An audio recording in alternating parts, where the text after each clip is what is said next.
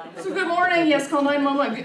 Good morning. I am Stephanie Stewart. I'm one of our practitioners. Reverend Cece is not with us today. Professor Coltrane is with us.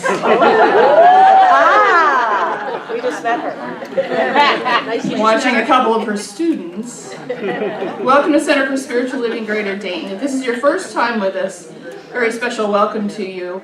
Thank you for sharing part of your morning with us. If you take a good look at your bulletin, you'll notice on the cover that part of it looks a little odd. It's a tear-off strip. If you would be kind enough to fill that out and either take it to the Welcome Center, which is right over here, after service, or drop it in the offering basket as it comes around, you are signing up for a midweek spiritual pick-me-up. You need it. I need it. We all need it, especially right now. So. Please fill that out. It's just a way for us to keep in touch with you. We don't sell your information. So, basically, as I alluded to, we have a guest speaker today. Our friend from Chicago, Russ Legear, is back with us. I will be giving our reading and invocation. Our vigil holder is Jerry Bloomgold, and Lenza Smith and I will be offering the interfaith candle lighting, which reminds us of the many sources of wisdom and truth that are available to us from the world's religions. So welcome to Family Sunday. Oh, okay. Welcome to Family Sunday. Every fifth Sunday, every time we have a month with 5 Sundays, the kids are in service with us. So let's do a few announcements. So first, I have a question for all of you. Have you ever found yourself asking yourself this? Why did I do that again? This does not work for me in my life. Why did I do that again? Do you find yourself, I see a lot of nodding heads. So after service today, there is a workshop for you. To answer that question? It is Set Your Whole Self Free, put on by our guest speaker today, Russ Legear. He will tell us more about it after his talk today. So please be sure to stick around after service for that Set Your Whole Self Free. It is a $25 love offering. Be sure to sign up for the Mandela workshop, which is next Sunday, October 7th. Kathy Roush is a really wonderful facilitator. You'll go home with a beautiful work of art from your very own hands, as well as a new spiritual practice. Kathy does need a count for materials by tomorrow, so today is it. Please sign up. There's a sign-up sheet right over there at the Welcome Center. So please make sure you do that today. There are 2 events in October for Cooking with God. On Thursday, October 11th is Art, Jazz, and Beyond, hosted by Jean and Carl Tao at the Dayton Art Institute. And then there's another one on Sunday, October 14th that honestly it looks like a lot of trouble. So if you're interested in getting into trouble, it's Not Your Mama's Meatloaf, with hosted by Ken Librock. So Trouble. Please, trouble. Trouble. So you can buy tickets from me after service today, or you can come in during the week and get tickets in the office from either Clara or myself. Let's see, I've got a lot of things in front of me here. Painting. Yes, that was the next one on the list. Thank you, Teresa. Saturday, this coming Saturday, October 6th. Yesterday, Teresa and Chris, they were out here power washing. We have a little part of the building that needs to be painted, and they were out here power washing on their own. And so this next Saturday, we need 5 people. And so I'm asking you to really consider what this place is worth to you. Thank you, God. And is it worth a couple of your hours on a Saturday? Because we need 5 people to help paint. Okay? Nothing says you have to stop with the building. You can paint each other. Yes. So take a look at this particular flyer. Okay? This has 2 phone numbers on it, Chris Volker and Teresa Napke. Please text them and let them know you will be here. It just takes 5 of us. Just takes 5 of us. Let's see. Flip over here. Okay. Our practitioners. I'm one of those. We're here to pray with you after service today. Last week when Reverend Cece talked about prayer and how it will shift your perspective, I had to step out of the sanctuary. When I came back in, every single practitioner had someone had someone with them that was asking for prayer. And I got asked by a couple people too. So this week didn't change anything. It still shifts your perspective. Please come and talk to us. Please ask us for prayer. There's also a chest in the back there, and you can fill out a card and ask for prayer that way as well. So now it's time for some more music, right? Yes. Okay. Here's the Higher Mind Band featuring Kyle and Becky with Vision. We light the first candle in honor of Islam. At every moment, a person must feel Allah's existence and closeness and pray, for only someone who is cognizant of Allah's existence acknowledges the meaning and importance of prayer. Prayer is an intimate and personal bond between people and Allah. We light the second candle in honor of Judaism. Prayer, what the Talmud calls the labor of the heart, is answerable to the heart alone. We light the third candle in honor of Christianity. Do not be anxious about anything, but in everything by prayer with thanksgiving, let your requests be made known to God. And the peace of God, which surpasses all understanding, will guard your hearts and your minds. We light the fourth candle in honor of Sikhism. Prayer means an active yearning of the soul to feel one with God, who is always active and patient, who is always hopeful. Prayer should therefore refresh our spirit and make us ready to do God's will. This can be done if we first commune ourselves with the God revealed in history and reverently watch the organic growth of divinity in humankind. We light the fifth candle in honor of Buddhism. When we feel disconnected and afraid, we long for the comfort and peace that come from belonging to something larger and more powerful. While prayer may suggest a dualism of self and other, in my experience, when we fully inhabit our longing, it can carry us to the tender and compassionate presence that is our own awakened nature. We light the sixth candle in honor of Native American religions. May the stars carry your sadness away. May the flowers fill your heart with beauty. May hope forever wipe away your tears. And above all, may silence make you strong. And we light the final candle in honor of African traditional spiritual traditions. In the beginning was God. Today is God. Tomorrow will be God. Who can make an image of God? God has no body. God is the word which comes out of your mouth. That word. It is no more. It is past. And still it lives. So is God.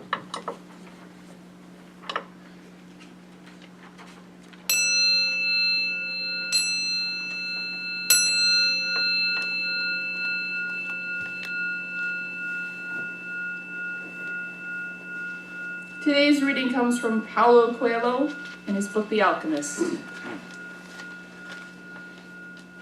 Tell your heart that the fear of suffering is worse than the suffering itself, and that no heart has ever suffered when it goes in search of its dreams, because every second of the search is a second's encounter with God and with eternity. So let's take today's reading into a few moments of silent contemplation.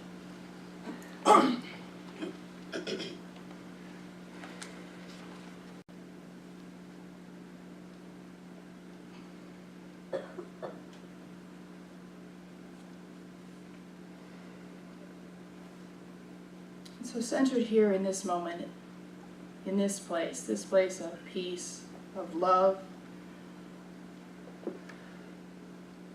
I rejoice. I rejoice in all that are present. And I know that Russ is a divine conduit, and that his message speaks to each of us in its own way. I know that we are each blessed and we are each a blessing, and that this time together is sacred and in on holy ground. So I simply say thank you. Thank you, God. Thank you, Infinite Spirit, for all that is and all that is becoming. And so it is. So it is.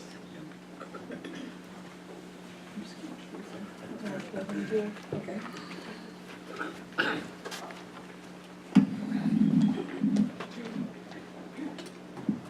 Let's go ahead and turn this one on.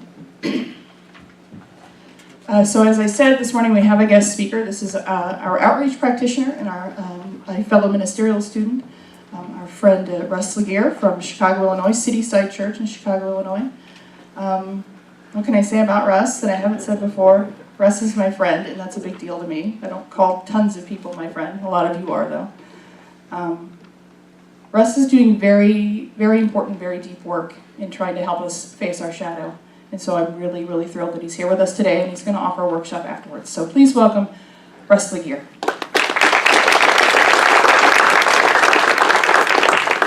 Thank you, Steph.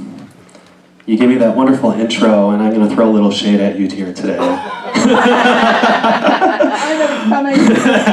So a couple of months ago, the wonderful Steph gave a talk, and she used as her opener that she used to date a belly dancer. Well, that actually was my opener, because I actually did used to date a belly dancer, and I was going to use that on how impossibility can literally become a kiss from reality. However, she already took it from me, so it's okay. It's fine. So you might be wondering, why did I name this talk today, Impossibility is a Kiss from Reality? I know there's at least one person in the congregation who knows where this quote comes from, which is awesome. But I wanted to break it down for you a little bit, because I feel like, especially us in Western society, us Americans, we really get caught up in what's impossible. It's really easy for us to focus on what's impossible, right?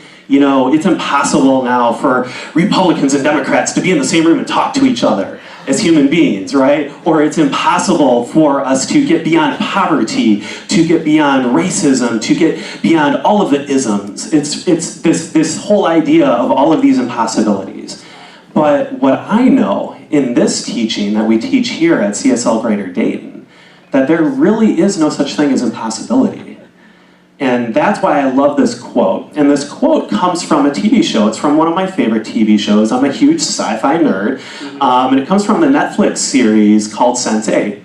And in this series, there are a lot of relationships. It's really, this whole series is about relationships and breaking down the boundaries that we place between each other. And more importantly, the boundaries that we place between the love that we both give and that we both receive. So one of these relationships is between a character named Amanita, who's a black woman, and she's lesbian, and she is in a relationship with a transgender woman whose name is Nomi. And of course this is a sci-fi series, so Nomi is going through all of these fun sci-fi things, and I won't get into the details here because you'll have to, there's all kinds of fun sci-fi stuff, and I don't want to dive into that. But at one point, Nomi says that she feels like all of these things that are happening to her are impossible. And in that moment, Amanita looks at her and she says, impossibility is a kiss away from reality. And what she's talking about was their first kiss. There was a point in her life where she never thought that she would be able to be in a relationship with a transgender woman. Yet, after their first kiss, she knew that it was possible. And I think that's so beautiful, because that's how life is. There are so many different things that we used to think were impossible in life that are now possible. We have electricity in this room. At one point in time, people would have thought that is magic. Sometimes I still think it's magic. I mean, it's pretty cool, right? I look at the story of Stephen Hawking, who recently passed, and all that he did for the world of physics and for cosmology, and so many people would have thought that, man, being confined to a wheelchair, not even able to move enough to speak, that is impossible. Yet, he was able to move forward, to move beyond the physical constrictions that were going on in his life, and to not only contribute and bring so much to the world of physics, the world of cosmology, but to redefine that world. And he also redefined what it meant for somebody with a disability, too. He created the system that allowed him to speak to people because he wasn't able to use his mouth to speak to people. How cool is that? All because he was not focusing on what's impossible, he was focusing on what is possible. And there's so many other different things that I can think of that people thought were impossible. There was a point in time where people thought that it would be impossible for black people to have civil rights, to have equality, and we're still working on that. We're still working on equity. Nevertheless, we had the civil rights movement, and we continue to have the civil rights movement. What was impossible is becoming more possible. Same for LGBTQA rights. At one point, it seemed like it was so impossible that we would have equity and equality. However, we continue to make that more and more possible every single day. I look at apartheid in South Africa, and there was a point where everybody thought that was impossible. It would be impossible for white people and black people to live together in South Africa as equals. However, that is now true. And in India, the partition between the British colonists and the native Indians who lived in India, that was something that Mahatma Gandhi, he knew that it was possible for them to not just be free as a people, but to do it without violence. How wild is that?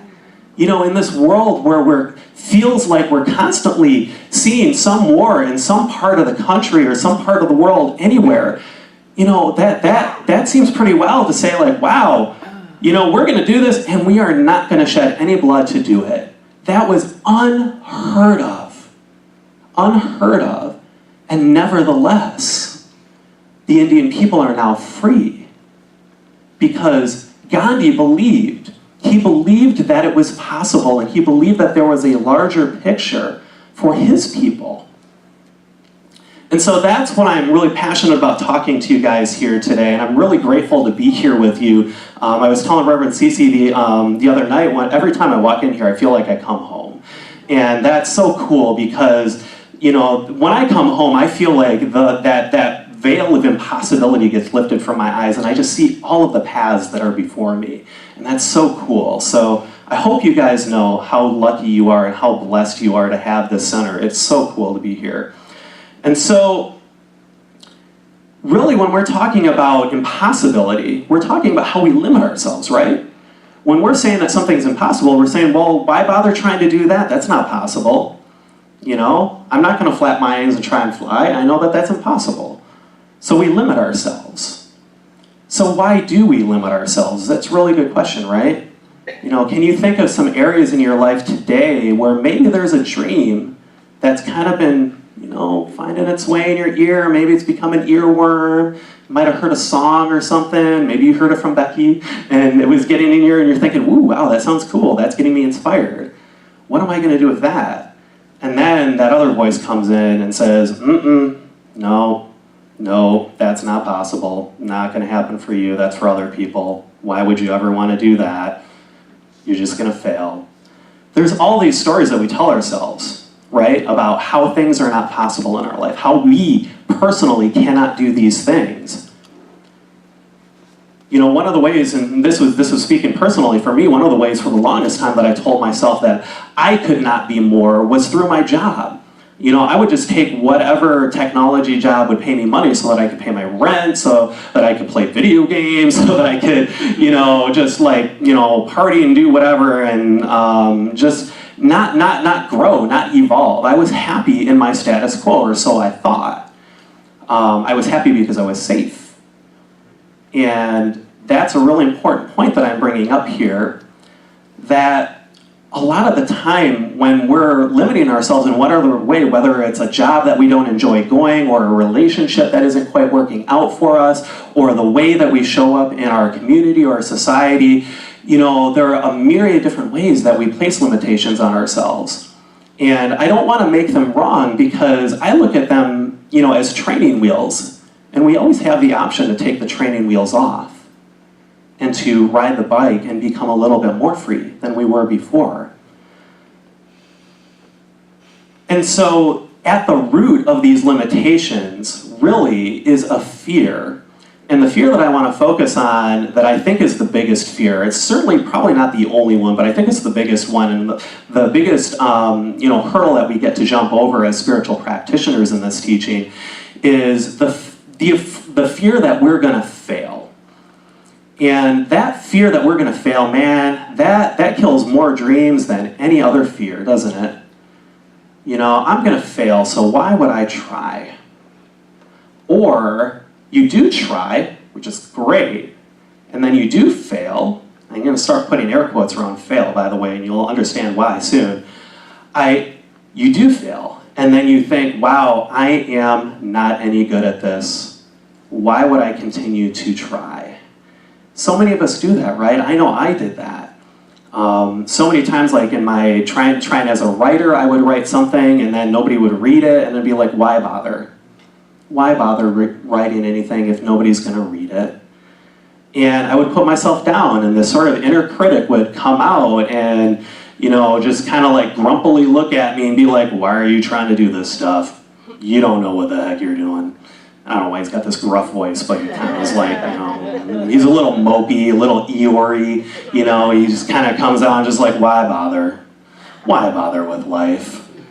You can just go to your job and it's totally cool. Nobody's gonna care. And as I started to get, I started to see a therapist and I started to get a lot of help around this stuff and sort of the causes of that. And at the root of it was this giant fear of failing. And the reason I want to focus on that today, and I'm very aware that focusing on failure as a New Thought, practitioner and speaker today is like, wow, I'm the Debbie Downer today, and the New Thought community, let's talk about failure, yeah, all right. The big point that I want to make that turns that all around for us is, and I really want to take a moment to ask you if you're willing to allow this to come into your own consciousness, this concept. And that is the idea that failure can only ever exist in your mind. Just breathe that in for a little bit. Failure can only ever exist in your mind. Do you guys feel like you at least have a willingness that you can accept that? Can I get like a yes or an amen? Amen. All right, cool. Yeah, we'll get the amens going here. I'll get a little church on tonight. So the reason I say that is because in our teaching, in these New Thought wisdom principles that we teach here at Centers for Spiritual Living Greater Dayton, there's this grand idea that's amazing that God is all that there is. And you can substitute whatever word you want to use for God if you don't like that word, if you want to use the universe, if you want to use divine intelligence, whatever works. If you want to call it Bob, man, you can call it Bob. That's cool. It's this thing, this divine presence that just permeates all of reality. And one of the second teachings is that we know that God is good, right? God is good and good alone. Another teaching is that God is perfect. So when we start to put these teachings together, when we see that God is all that there is, that God is good, and that God is perfect, how could we ever do anything in the world, because we are one with God, being that God is all that there is, how could we ever do anything that could ever fail? Wouldn't that be kind of like saying, wow, God did this and failed? It's like, let that sink in for a little bit. If God is perfect, can God ever fail?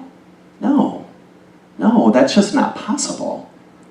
And so we, being these human incarnations, these individualized incarnations of the divine, walking through this wonderful human experience, we have this sort of thought that comes up that if we try something and we fail, and I use air quotes around that again, that there's something wrong.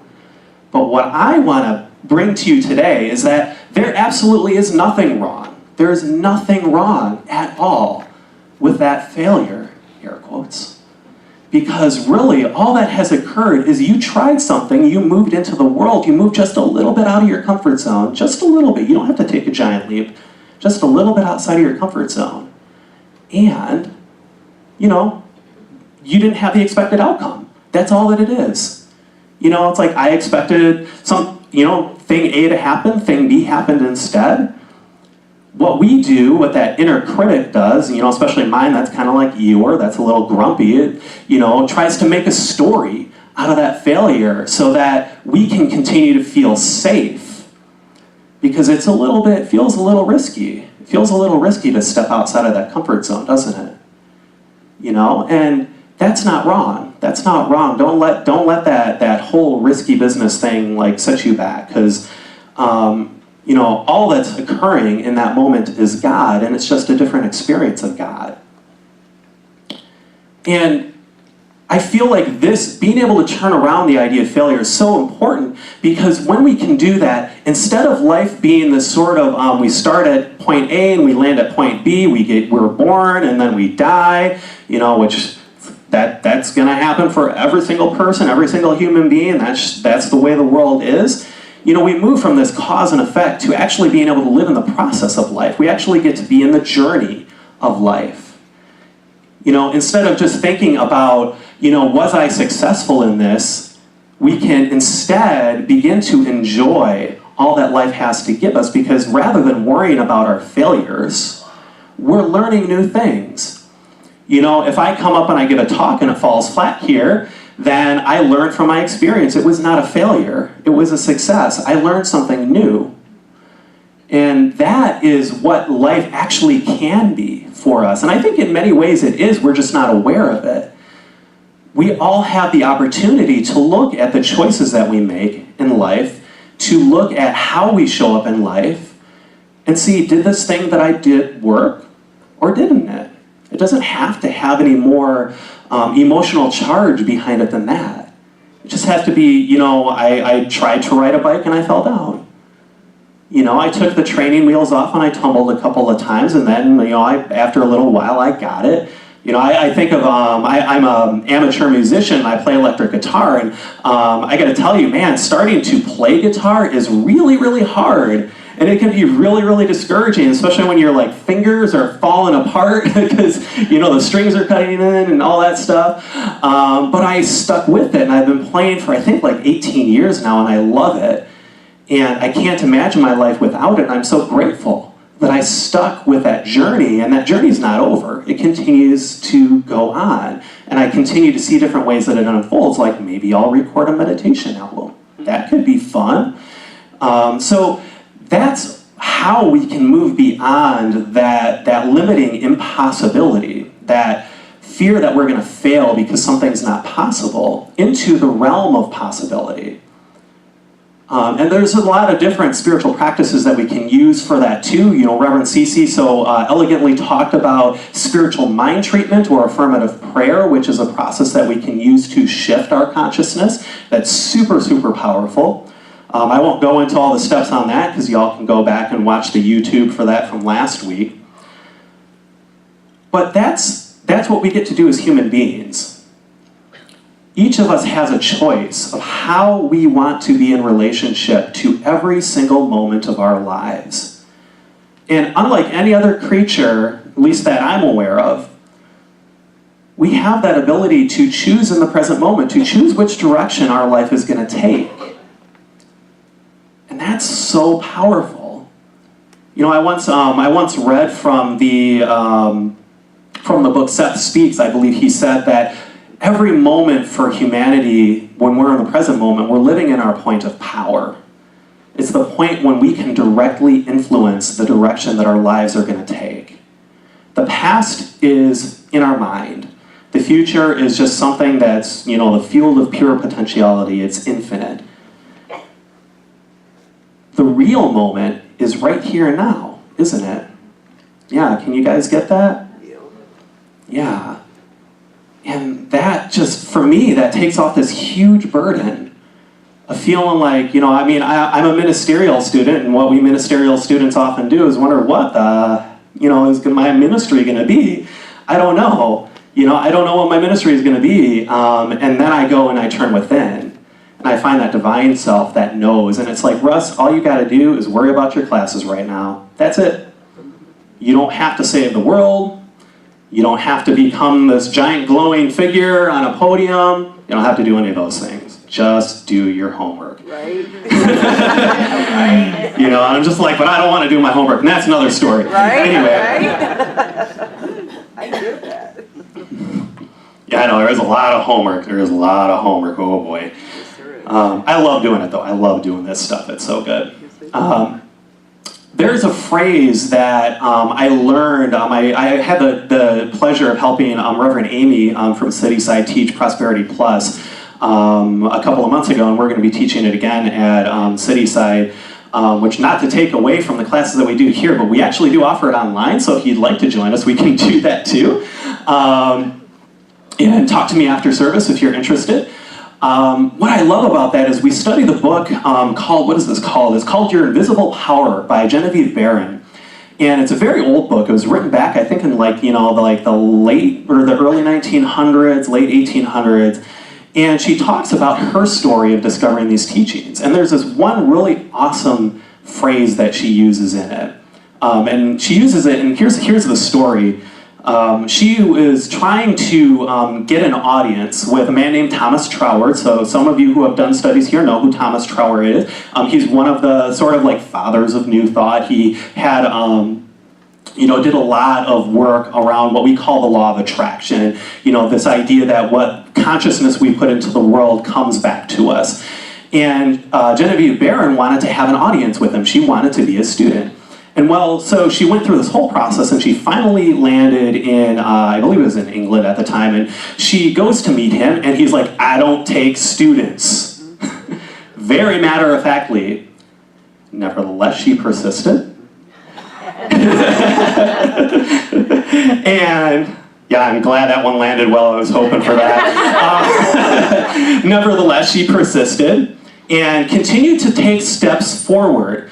And the phrase that she used that I want to give to you guys to put in your sort of spiritual tool chest, when you run into adversity, when you run into the seeming impossible, the seeming failure, she said, I declined to be discouraged. Right? Isn't that awesome? I love it. Yeah, I declined to be discouraged. And long story short, she stuck with it, and finally, through this really wild story, I think she was seeing like an astrologer at the time, and then had like something come up about something else, and there's all kinds of stuff. But anyway, like through this really, awesome and bizarre synchronicity, she managed to become Thomas Troward's student, his only student. And then she took that teaching and continued to move forward with it. She manifested her desire. That deep and profound desire within her to be more. She was a widow and she was worried that she was just ever going to be, always just going to be a widow living on her husband's pension. And she didn't want that for herself. She wanted to have more. She knew there was more for her in her life. And so she declined to be discouraged and she continued to take steps forward. And so you may be wondering, how do I find out what my actual desire is? How do I find out what that path is? How can I decline to be discouraged if I don't know what my path is? It is a little bit hard, right? If you're not sure where you're going to go. I just want to, before I move on here, I just wanted to give you this quote here to give you a little bit of inspiration, because I love this quote on how powerful it is when we do find our path, when we do find the truth of who we are and what we are here to do. And this quote is from Nelson Mandela, and he said, "There is no passion to be found in playing small. In settling for a life that is less than the one that you are capable of living." And I would invite you today to think about, is there an area of your life where it feels like there's passion missing? Hopefully it's not the whole life. I certainly hope that's not the case. But it may be, and that's okay too. Where in your life is there no passion? Where could you see more passion coming in for your life? Maybe there's a portion of your life that feels so impossible that it's really hard to be passionate about it. I know for me, for the longest time, I was so stuck in my own depressing funk that I couldn't even feel my emotions. There was no passion because all I could see was limitation in my life. All I could see was the impossibilities. I'm never going to have a job that I like. I'm never going to have friends that are quality. I'm never going to have blah, blah, blah, blah. The nevers were kind of like this wall that I would put around myself. And once I found this teaching, once I started to really truly understand, what my heart was kind of telling me anyway, I was just ignoring it, was that all of that was, that was nothing. It was nothing. It was just a story that I had created in my head. And we'll talk about that a little bit if you show up in my workshop after, hear about like defense mechanism, things like that we use to limit ourselves. So I won't go into that here. Check out the workshop afterwards. But I was so in my defenses in that moment. I was so in the impossibility of my life that nothing seemed like it could change. But what I have to tell you today is that the impossible is impossible until it isn't. And, through synchronicity, which I love, and all synchronicity is sort of the universe bringing us together in ways that allow us to grow and shake us up a little bit. The universe shook me up and brought me to this teaching through one way or another. Actually, it was through the wonderful Daryl Jones, who I know has spoken here before, and I love that guy. He's so cool. He's one of my favorite ministers. That idea that my life could be more was always within me. It was always within me. It was always growing and asking for attention. All I had to do was just have a little bit of a nudge. And so what I'd like to do, if you're all feeling willing today here before I close, I'm all about practical spirituality. We're all about practical spirituality at Cityside Spiritual Community. So if you're feeling willing, I'd like to do a short meditation with you today to help you to find whether or not you're in alignment with your true desire, with your heart's desire, with who you truly can be. You guys feel willing to do that? Yes. Yep, okay. All right, so let's take a moment, close our eyes.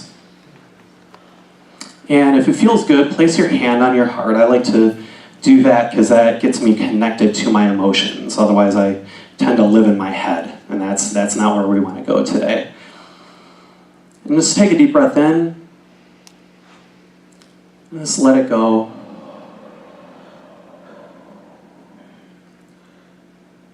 And I would like you to imagine standing before you a being of pure, brilliant light. Allow this being to take whatever form feels most comfortable for you. Let the warmth of its light and its love wash over you.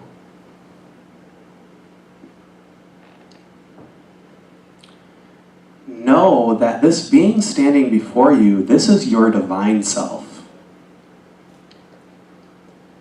This is that aspect of you that has never been encumbered by limitations. It is absolutely free. It is absolute love. Just take a moment to get in a relationship with your divine self. Maybe give it a hug, say hello. Listen to see if it has any words to offer you.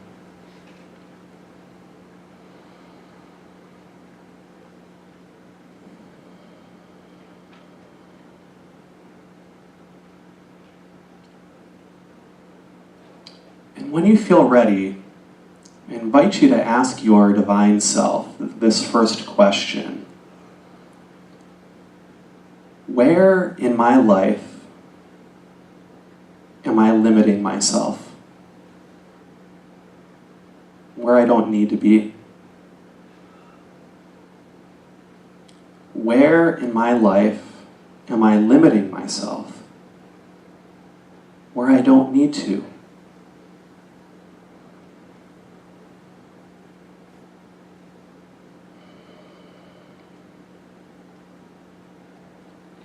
Just breathe and take a deep breath in and breathe in the answer that you receive, just knowing that it is perfect.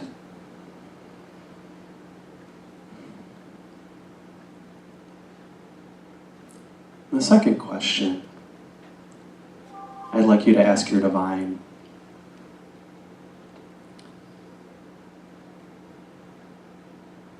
Is what would my life look like if I let go of that limitation? How would my life feel? What would it look like if I just let go of that one limitation?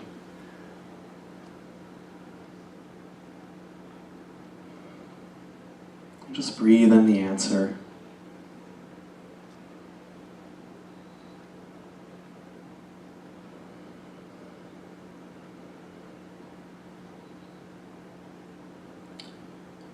Now the last question. This is my favorite question. Ask your divine, what is my heart's desire for my life? What is my heart's desire, my divine heart's desire for my life? And just breathe in the answer.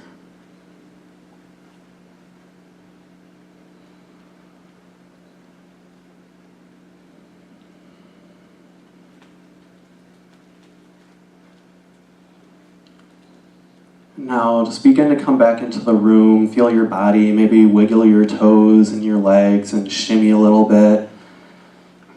Let yourself come back to your body, and when you feel ready, gently open your eyes and smile. How does that feel? No. Must be pretty zen, you guys are so quiet. Which is great, it's fine, it's fine. That practice that you did, how long did that take? Only took a couple of minutes, right? You can do that practice every day. And that, because I am about practical spirituality, I'm going to heavily suggest, as a person here at the pulpit, that do that every day. Ask your divine self, what is for me to do today? Ask your divine self, how can I be my best self today? Because that's the part of you that has never been encumbered by any of the stuff that we see in the world of form, by any of the war, the famine, the poverty, all of these nasty bad things that we see on the news. It doesn't know any of that bad stuff. All it knows is God. All it knows is the absolute pure potential that resides within each and every one of us. And it, more than that, it even knows how to do the things that may seem so impossible. You know, I know when I got my call to ministry, it was pretty interesting. I just finished up my practitioner training, and I was thinking, oh, I'll take like a gap year, I'll take a year off. You know, I kind of had like the earworm got in my head about being a minister. But universe had other plans. And I got a call that talked about the CSL Regeneration Program, which is for to foster bringing in young ministers in our movement for anybody who's under 35. And what it does is it gives you a free ride through the Holmes Institute program. So that showed up, and then, but I still had this impossibility because I'm like, oh, well, you know, I don't want to fly out to Colorado. They don't have a teaching center by me, blah, blah, blah, blah. All that stuff was happening. And then all of a sudden I'm like, oh, Reverend Cece's got one opening up here in Dayton, and it's only a 5-hour drive away. So when I started to put myself into alignment, when I started to honor just a little bit, because let me tell you, it's not like I did a leaping jump into, I'm going to be a minister. It was more kind of like a tepid walk into the shallow end of the pool, trying not to get too cold. You know, I just took that teeny tiny little step. That teeny tiny little step, and the universe responded in kind. Yes. And it took away that whole idea that I could fail, and it continues to take away that idea that I can fail, because let me tell you, my brain likes to, you know, be in that idea all the time. I'm like, oh, no, you could fail doing that, don't try. And then the universe is like, no, why don't we try it anyway? That's what's possible. That's what we get to do here when we're in our spiritual practice, when we're here in community. We don't have to do it alone. You know, that's why I love communities like this, because we're all here to be our coaches. We're all here to be that divine reminder when we are most in our impossible thinking, that there is something more. You know, we're here to see the light within each other. I truly believe that. And that's why I get so inspired when I walk in through the doors here, because I see that in every single one of you. I see that light in you, and I see you seeing the light in each other here. And that's just so inspiring. And so I just want to close today by saying that each of us gets to walk our own path. And we don't have to worry about sort of the analysis paralysis of picking the wrong path, because I got some news for you. All paths lead us back to a realization of our divine self. Right? There is no, if we are all part of God and we are all taking steps as these divine God creatures in this world of form, every single step is an expression of the divine, even when we fall on our face. that too is an expression of the divine. I believe that, the divine universe does have a sense of humor, and it's good to keep us from being too serious all the time, and I'm the one who needs that the most, so I fall on my face a lot. There is no right or wrong choice. There is only the choice of, do we do what we do in alignment with our best divine spiritual self or not?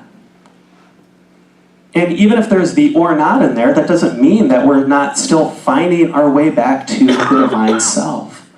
Because that's the only path, truly, I believe, that we can ever be on.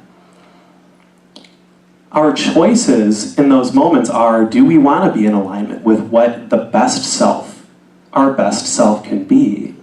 Or do we want something else? That's our choice that we get to make. And I know what choice that I try and make, and I don't always make it. I'm human. I make mistakes.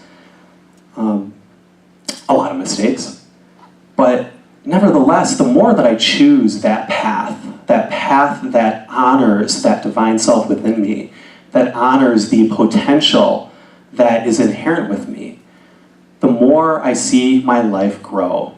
I never would have thought that I would be up here talking to you even 2 years ago. I was deathly afraid of speaking, if you can believe that. Now I love it. So yeah, the universe had something else in store for me. Who knew that? That's what you get to do. That's what we all get to do together. Is that something that you feel like you're willing to do, to say yes to the calling of the heart of your divine self today? Yep. Yes? Yes? Amen. All right, cool. Thank you. Well, let's pray then, okay? All right, so I take this moment here and now to turn within, to recognize that divine self that resides within me, that is limitless, that is expansive, that is abundant, that is made from pure love, pure light, pure joy. It is all that there is. It is the one that is the many, that is the one. I call this God, and I know that it is so much more than just this name. And I know that I am one with it, just as each and every beautiful person here today at Center for Spiritual Living Greater Dayton is one with God. All of us are the divine individual manifestation of the Most Holy, the Most High. We are love, we are light, we are joy, we are infinite pure potential in human form.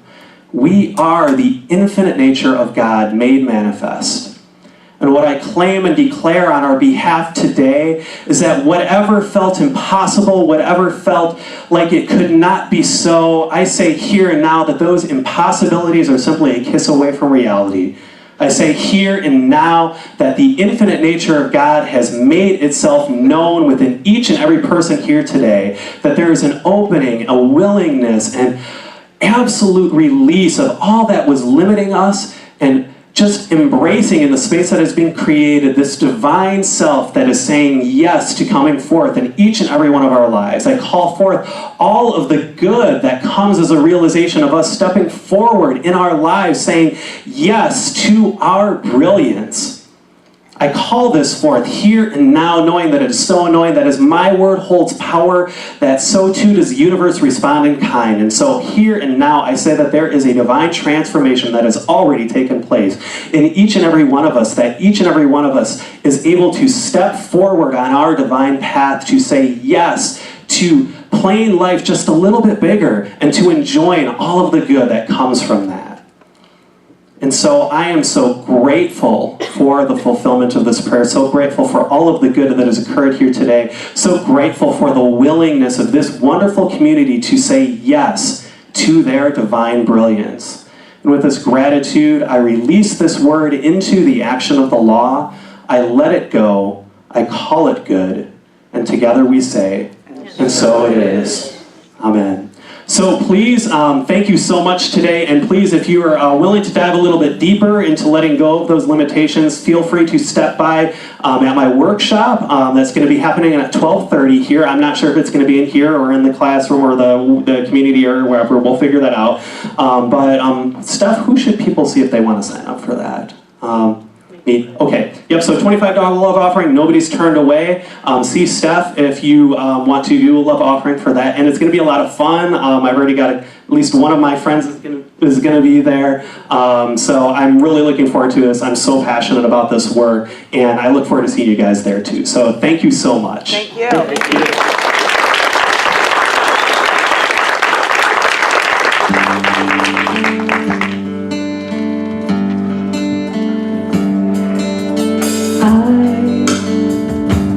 Just a thread, a simple thread in this glorious web of life. We are all just drops within a stream flowing towards an ocean of light. We may forget where we come from.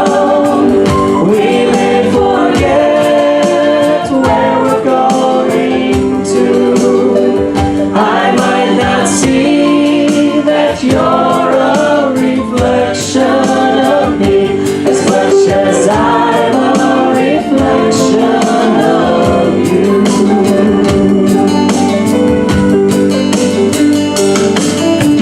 I am just a seed, a blessed seed with eternity unfolding in me, and I pray that as I grow, I will reveal the love that illuminates my soul. When I remember where I come from, when I remember where I'm going to, then I will see that you're a reflection of me, as I'm a reflection of you.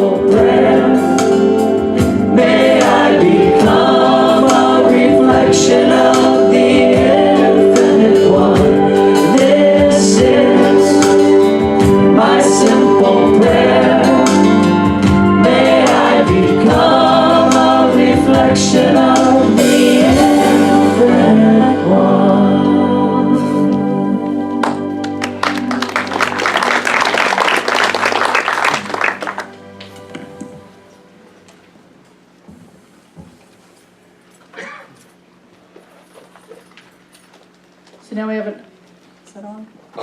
Is it me? Now we have an opportunity to support our spiritual community and all it gives to us and to the world. Please give what you can to keep this wonderful place going. So let's take our gifts into our hands or our hearts and affirm with me.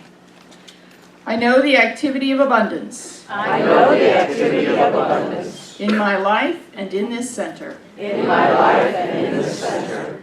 I give and receive generously. I give and receive generously. From this everlasting flow of good. From this everlasting flow of good. And so it is. And so it is.